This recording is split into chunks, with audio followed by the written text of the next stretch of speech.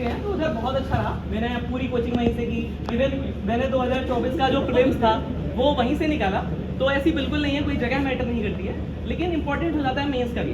Prelims तक तो हम स्टार हैं, हम कहीं भी रहेंगे, गांव में रहेंगे, प्रयागराज रहेंगे, हमें लगता है बस हम ही स्टार हैं उधर, और जो पढ़ रहे हैं सब कुछ अच्छा चल रहा है। और वो उधर आपको प्रयागराज में रहो, गांव में रहो, आपको ये सारी चीज़ें मिलेंगी। आपको लक्ष्मीकांत गांव में मिलेगी, आपको स्पेक्ट्रम गांव में मिलेगी, आपको टेस्ट गांव में मिलेंगे, आपको PYQ गांव में मिलेंगे। लेकिन दिक्कत होगी मेंस में।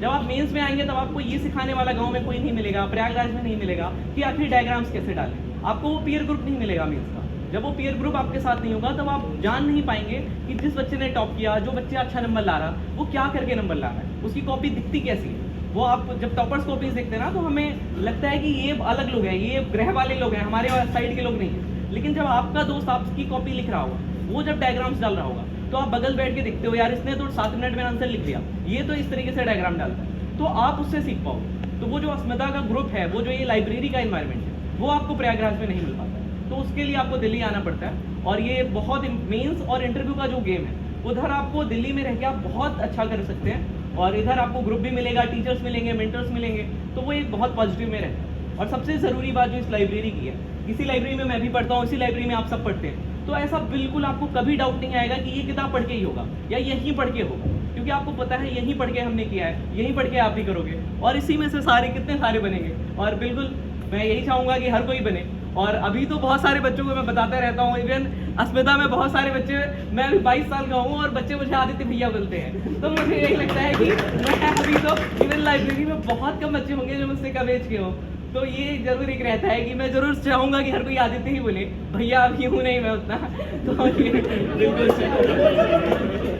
आप तो सर हो गया। ये बच्चे दिनों में क्या करना चाहिए? जो प्री का चल रहा है हमारा, तो बच्चे जितने भी बच्चों के, उसमें हमें क्या करना चाहिए एक्टिव होने के लिए? क्या क्या क्वेश्चन करें, क्या क्या पढ़ें आपसे?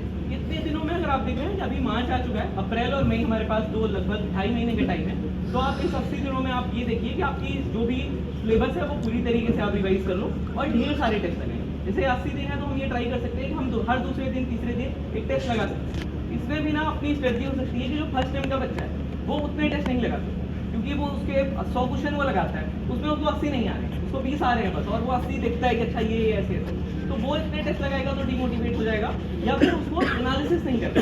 तो इम्पोर्टेंट ये है कि आप 40 टेस्ट लगाओ, लेकिन खूब अच्छे से एनालिसिस। एनालिसिस में भैया थोड़ा दिक्कत होती है, तो क्या उसके लिए क्या करना चाहिए? कभी कभी बोरिंग फील होता है करते करते, ऐसा लगता है कि टेस्ट लगाने के बाद नहीं, कोई बात नहीं। अगर आपको बोरिंग फील होता है तो बहुत पढ़ाई उतनी अच्छी तो नहीं लगने वाली है, तो थोड़ी थोड़ी तो बोरिंग तो लगेगी।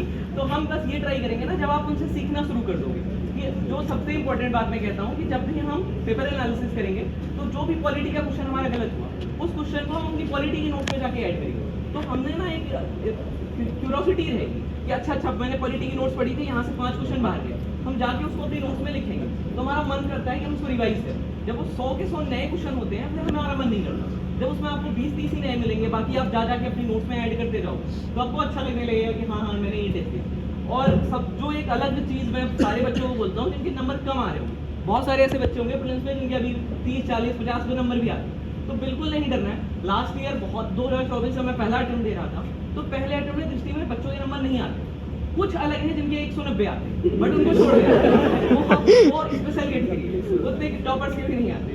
तो वो कहाँ से लाते हैं वही जानते हैं, वो किस ज्ञान को फॉलो करते हैं। आपको जो ज्ञान मानना है कि फर्स्ट अटेम्प्ट में मेरे भी 60 नंबर, 65 नंबर, इवन कुछ टेस्ट में तो 45 नंबर आए, तो आपको नंबर से बिल्कुल नहीं डरना है, क्योंकि फर्स्ट अटेम्प्ट का बच्चा कभी नंबर नहीं ला सकता किसी भी, क्योंकि उसको नहीं पता है कि दृष्टि ने कहाँ पे एक थोड़ा सा बदल दिया, फरवरी की जगह मार्च कर दिया, 6 साल की जगह 7 साल कर दिया, तो वो बड़ा दिक्कत करता है कि आप तो पढ़ के गए और थोड़ा सा उन्होंने घुमा दिया और वो क्वेश्चन गलत हो गया।